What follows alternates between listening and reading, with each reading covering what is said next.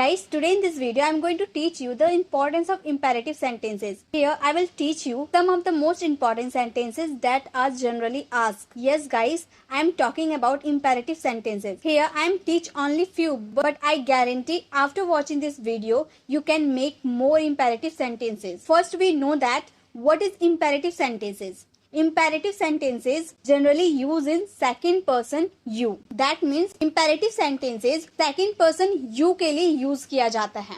जब भी जैसे कि आप बोलते हो ना, लिखो, इसे लिखो, जाओ, बैठो, दूसरों की हेल्प करो, दरवाजा बंद करो, चुपचाप बैठो, यहाँ बैठो, वहां बैठो, बोलो, जल्दी बोलो, ऐसे वाले सेंटेंसेस जो आप बोलते हो ना, वो सारे इंपेरेटिव सेंटेंसेस हैं जिसमें आप किसी को सजेस्ट करते हो, कमांड देते हो, ऑर्डर देते हो, एडवाइस देते हो या वार्न करते हो.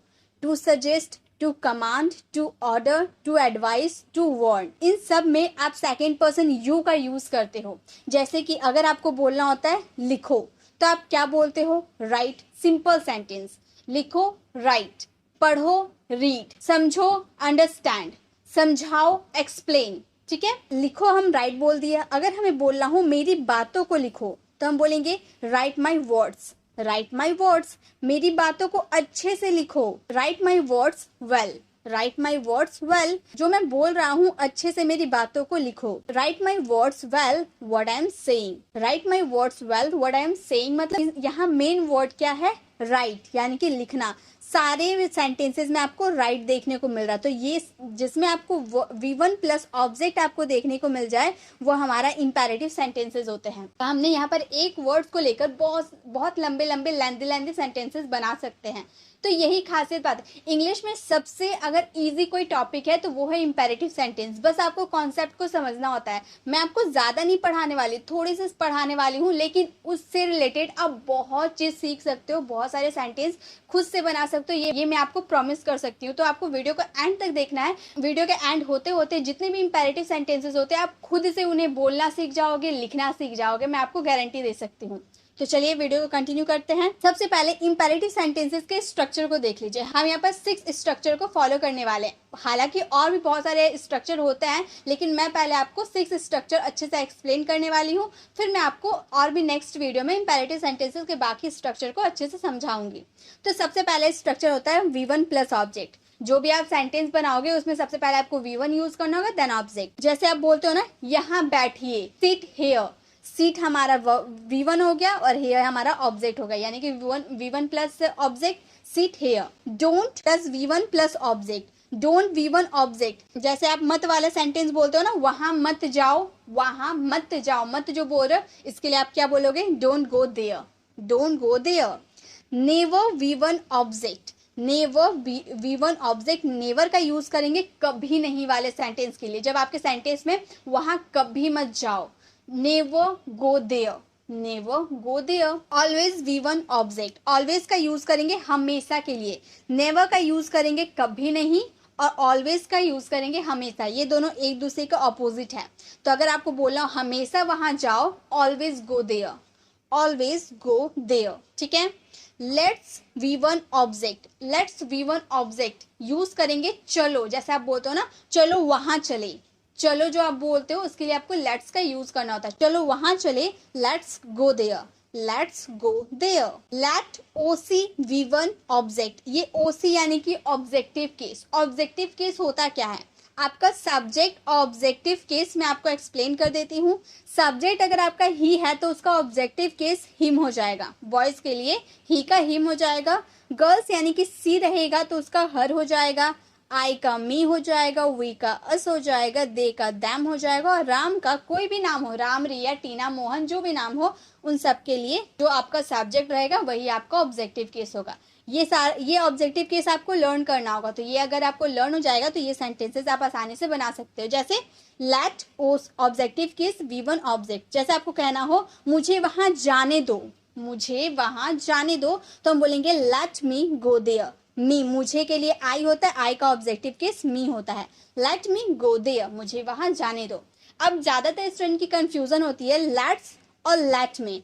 इन दोनों में बहुत ज़्यादा कंफ्यूजन होती है, तो मैं आपको आगे अच्छे से एक्सप्लेन करने वाली हूँ लेट्स और लेट। ठीक है, तो चलिए और कुछ सेंटेंसेस को हम बनाते हैं, बोल बोल कर प्रैक्टिस करते हैं, ताकि और भी अच्छे से हमारे ये कॉन्सेप्ट अच्छे से क्लियर हो पाए। जैसे पहला हमारा स्ट्रक्चर है V1 plus object. V1 object कैसे हम देखेंगे, जैसे अगर बोलना हो वहां जाओ, बोलेंगे गो देयर।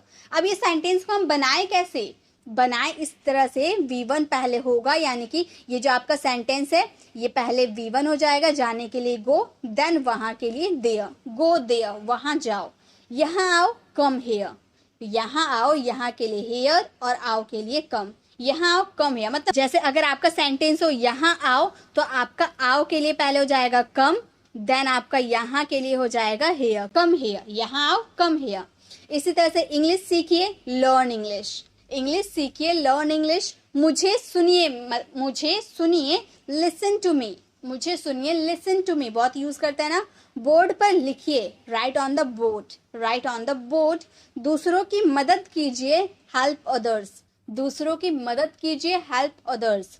यहाँ बैठिए, सिट हियर, यहाँ बैठिए, सिट हियर। अब तो ये हमारा कॉन्सेप्ट क्लियर हो गया। अगर V1 प्लस ऑब्जेक्ट अगर कोई सेंटेंस है, यहाँ बैठिए, वहां बैठिए, मेरी बातों को सुनिए, तो ऐसे वाले सेंटेंसेस में आपको V1 प्लस ऑब्जेक्ट का यूज करना होता है। ठीक है, ये पहला स्ट्रक्चर हम लोग को क्लियर हो गया। चलिए नेक्स्ट स्ट्रक्चर है हमारा डोंट V1 प्लस ऑब्जेक्ट। बस अगर हम हमारा सेंटेंस में, इंपेरेटिव सेंटेंस में अगर मत आ जा रहा है, मत, आपको कोई भी सेंटेंस, यहाँ मत जाओ, वहां मत जाओ, यह मत खाओ, वो मत खाओ, ऐसे वाले सेंटेंस जिसमें मत आता है ना, उसके लिए आपको डोंट का यूज करना होता है। जैसे अगर आपको बोलना हो इसे मत छुओ, आप किसी को मना कर रहे हो, कोई काम करने के लिए मना कर रहे हो, इसे मत छुओ, डोंट टच दिस, या फिर आप बोल सकते हो डोंट टच इट, इसे मत छुओ, डोंट टच इट। टच हमारा V1 है और दिस या फिर इट हमारा ऑब्जेक्ट है, और डोंट का यूज तो हमें करना ही था। दरवाजा बंद मत करो, don't close the door, don't close the door. वहां मत जाओ, डोंट गो देयर, वहां मत जाओ, डोंट गो देयर।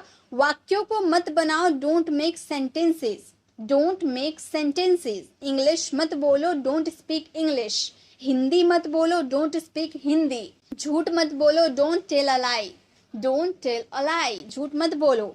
बकवास मत करो, डोंट डू नॉनसेंस, बकवास मत करो, डोंट डू नॉनसेंस। तो जब भी आपके सेंटेंस में मत आ जा रहा, तो उसमें आपको डोंट का यूज करना है, देन V1 देन ऑब्जेक्ट। ठीक है, तो ये भी आपको हो गया क्लियर। गाइस अभी मैं आपको सारे स्ट्रक्चर को अच्छे से एक्सप्लेन कर रही हूँ, देन हम सेंटेंसेस को बोल बोल कर रिविजन करेंगे, प्रैक्टिस करेंगे, ताकि आप भी बहुत सारे सेंटेंसेस अपने से खुद से फ्रेम कर लें। तो अभी पहले हम कॉन्सेप्ट को समझ लेते हैं, देन हम प्रैक्टिस करेंगे। अब है नेवर, नेवर यानी कि कभी नहीं, ऑलवेज यानी कि हमेशा, दोनों अपोजिट है, मैंने आपको आगे ही बताया। नेवर यानी कि कभी नहीं, ऑलवेज यानी कि हमेशा, देन V1 देन ऑब्जेक्ट। अगर आपको बोलना हो वहां कभी मत जाओ, मना करे कभी मत जाओ, तो बोलेंगे never go there, never go there, वहां कभी मत जाओ। लेकिन अगर आपको बोलना हो वहां हमेशा जाओ, हमेशा की बात कर दिए, तो बोलेंगे always go there, always go there, वहां हमेशा जाओ। कभी झूठ मत बोलो, never speak a lie, never speak a lie, कभी झूठ मत बोलो, हमेशा सच बोलो, हमेशा सच बोलो। Always speak truth, always speak truth. पहले आप हिंदी वाले सेंटेंसेस को सुनिए, उसके बाद मेरे साथ बोल बोल कर प्रैक्टिस कीजिए, देखिए आपको भी बहुत इजीली समझ में आने लगेगा। कभी गलत काम मत करो, never do wrong, never do wrong. हमेशा दूसरों की मदद करो, always help others, always help others. कभी किसी की बुराई मत करो, never criticise other, never criticise other, कभी किसी को बुराई मत करो। तो जब भी आपको कभी नहीं अगर आपके सेंटेंस में बोलनी हो, तो उसके लिए नेवर का यूज करना है। अगर आपको हमेशा अपने सेंटेंस में बोलना, तो उसके लिए ऑलवेज का यूज करना, बाकी आपका V1 और ऑब्जेक्ट ही रहेगा। ठीक है, तो ये भी होगा क्लियर। नेक्स्ट है हमारा लेट्स V1 ऑब्जेक्ट। अब मैंने आपको बताया था लेट और लेट्स में क्या डिफरेंस है, तो पहले आप डिफरेंस को समझ ले। अगर आप सेंटेंस में ऐसे बोलो ना, चलो वहां चले, चलो ये खाए, चलो ये खेले, चलो पढ़ाई करे, चलो स्कूल चले, तो ऐसे वाले सेंटेंस जिसमें आप चलो बोल रहे हैं ना, उसके लिए आपको लेट्स का यूज करना है। लेकिन लेट का यूज कहाँ करना है, जब आप कोई काम करने देते हो। जैसे अगर मैंने सिंपल सेंटेंस बोला वहां जाओ, तो मैं बोलूंगी गो देयर। अगर मैं बोलूं चलो वहां चले, तो मैं बोलूंगी let's go there, let's go there, simple बोलूंगी। लेकिन अगर मैं बोलूं मुझे जाने दो, मतलब किसी काम को करने दो, तो उसमें हम लेट का यूज करेंगे, बोलेंगे लेट मी गो, मुझे जाने दो, लेट मी गो। तो यही डिफरेंस आपको समझना है। अगर आप चलो कोई बात बोल रहे हो, चलो वहां चले, लेट्स गो देयर, तो वहां पे आपको लेट्स का यूज करना है। लेकिन मुझे जाने दो, कोई काम मुझे करने दो, उसके लिए आपको लेट का यूज करना है। ठीक है, ये डिफरेंस है, आपको अच्छे से क्लियर करनी है। सेंटेंस है हमारा चलो इंग्लिश सीखे। चलो इंग्लिश सीखे, बोलेंगे let's learn English, let's learn English, चलो इंग्लिश सीखे। चलो खाना खाए, let's have lunch, let's have lunch, चलो खाना खाए। चलो इंग्लिश बोले, let's speak English, let's speak English, चलो इंग्लिश बोले। चलो दूसरों की मदद करें, let's help others, let's help others, चलो दूसरों की मदद करें। चलो स्कूल चले, let's go to school, let's go to school. चलो बाहर चले, let's go out, let's go out, चलो बाहर चले। चलो क्रिकेट खेले, let's play cricket, let's play cricket, चलो क्रिकेट खेले। तो जब भी आपको चलो अगर आप अपने सेंटेंस में बोलो तो उसके लिए आपको लेट्स का यूज करना है, देन V1 देन ऑब्जेक्ट। ठीक है, नेक्स्ट हमारा स्ट्रक्चर है लेट ऑब्जेक्टिव केस V1 ऑब्जेक्ट। ऑब्जेक्टिव केस तो मैंने आपको एक्सप्लेन कर दिया, आपको समझ में आ गया होगा। अगर आपको कोई काम किसी को करने देते हैं तो उसमें आपको लेट का यूज करना है। मुझे जाने दो, बोलेंगे लेट मी गो, लेट मी गो, मुझे जाने दो, ये हमारा लेट हो गया। देन मी हमारा ऑब्जेक्टिव केस, देन V1 गो। अगर ऑब्जेक्ट होता तो हम यहाँ पर ऑब्जेक्ट यूज करते। उन्हें पढ़ाई करने दो, let them study, let them study, उन्हें पढ़ाई करने दो। मुझे पढ़ाई करने दो, let me study, let me study, मुझे पढ़ाई करने दो।